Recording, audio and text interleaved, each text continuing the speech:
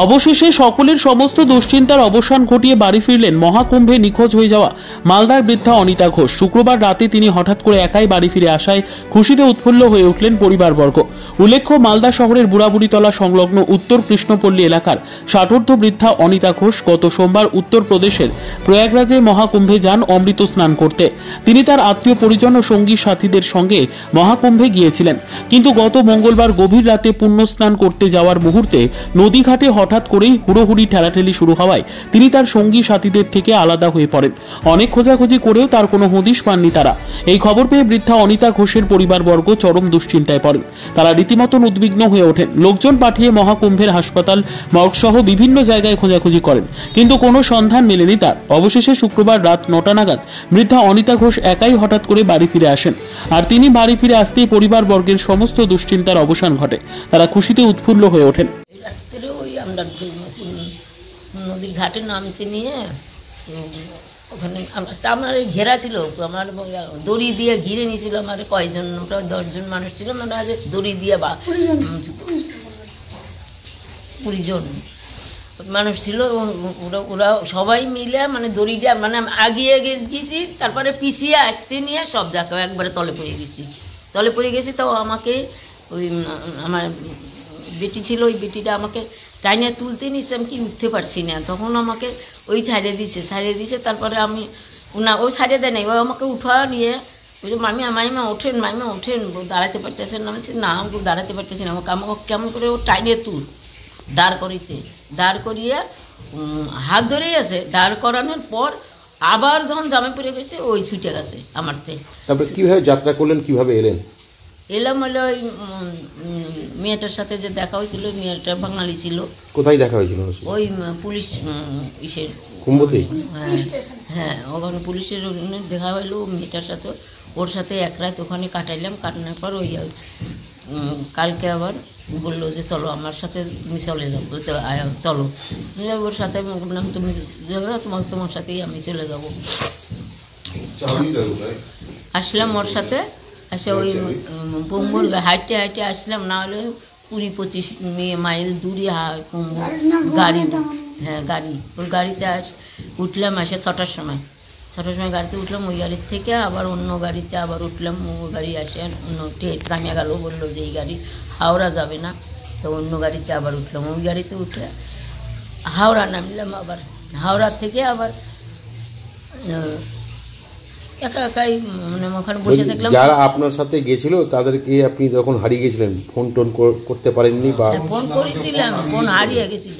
আচ্ছা, ওদেরও ফোন হারিয়ে গেছিল, আমার ফোন ওদের কাছেই চলে গেছিল। মানে আমার ব্যাগটা ধরে ওদের কাছে চলে গেছিল, ওই ব্যাগটাও হারিয়ে গেছে। তখন আপনি কি ভাবছিলেন যে বাড়ি কিভাবে যাব? হ্যাঁ, আমি কিভাবে বাড়িতে যাব, আমি কি করব, আমি তো কিছুই চিনি না, এখানকার কথাবার্তা কিছু বুঝি না, বাঙালি খুঁজে পাচ্ছি না। তারপরে ওখানে থাকতে দিন ভরে ওখানেই থাকলাম। থাকার পরে পুলিশ গাড়ির কাছে কাগজ খান দিলাম, ফোন টোন করতেছে। ওরা বলছে যে সুইচ অফ। তো হারিয়ে, হ্যাঁ, যেটা নাম্বার ছিল নাম্বারটা ফোনই হারিয়ে গেছে, 3টে ফোনই হারিয়ে গেছে। তখন ওখানে ম্যাডাম ছিল, ওই ম্যাডামটা বলছে যে আমরা ঠিকানা দিচ্ছি, আপনি ট্রেনে উঠে বাড়ি চলে যান। তাহলে ওখানে আবার ওই বাঙালিটাকে পাইলো, ওই বাঙালিকে বললো যে এই ম্যাডাম বললো যে বুড়িমাকে তোমরা সাথে করে ট্রেনে উঠা দিবা, তোমরা সাথে করে নিয়ে যাও। ওদের বাড়ি হলো দক্ষিণেশ্বর। আপনি কি স্নান করতে পেরেছিলেন? স্নান করতে পেরেছি। পরে কেমন লাগছে? পরের দিন মানে হারিয়ে গেছেন, তারপরের দিন স্নান করতে পেরেছেন? হ্যাঁ, তারপরের দিন স্নান করিয়েছি। স্নান করে এসেই গাড়িতে উঠেছি।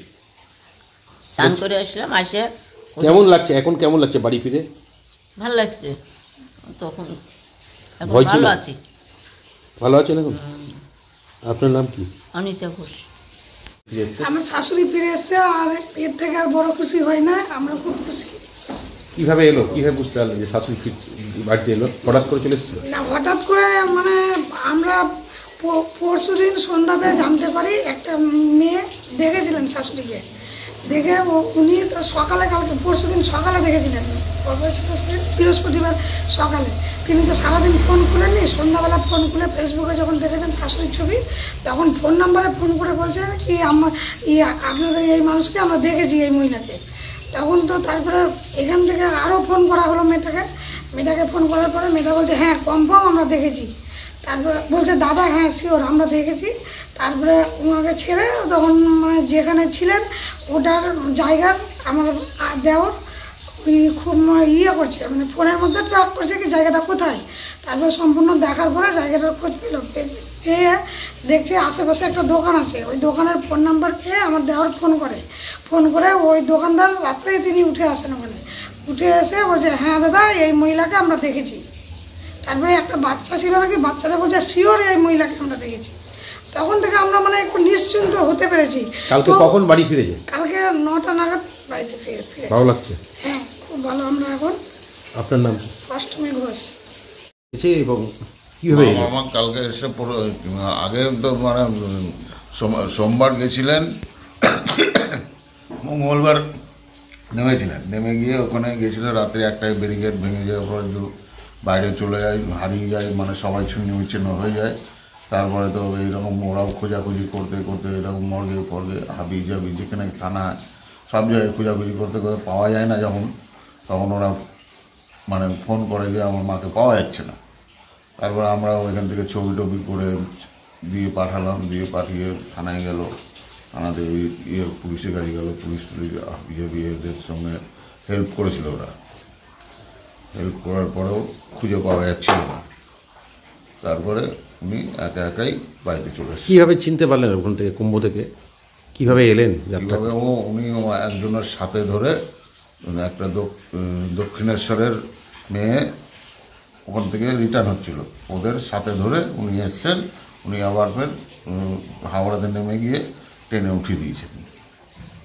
এখন কেমন লাগছে মা ফিরে এসেছে? মা ফিরেছে, ভালো লাগছে। আমাদের মানে বাড়িতে সবাই চিন্তা ছিল, অসুবিধায় ছিল, টেনশনের ভিতরে ছিলাম একটা আমরা এক জায়গায় গেল তীর্থ করতে, আবার কি হয়ে গেল, কি সর্বনাশ হয়ে গেল, এরকম ব্যাপার ছিল। সবাই ভালো আছে, ভালো লাগছে এখন? ভালো লাগছে আর কি। আপনার নাম? আমার নাম Samir Das. Bureau report, news for Bengal.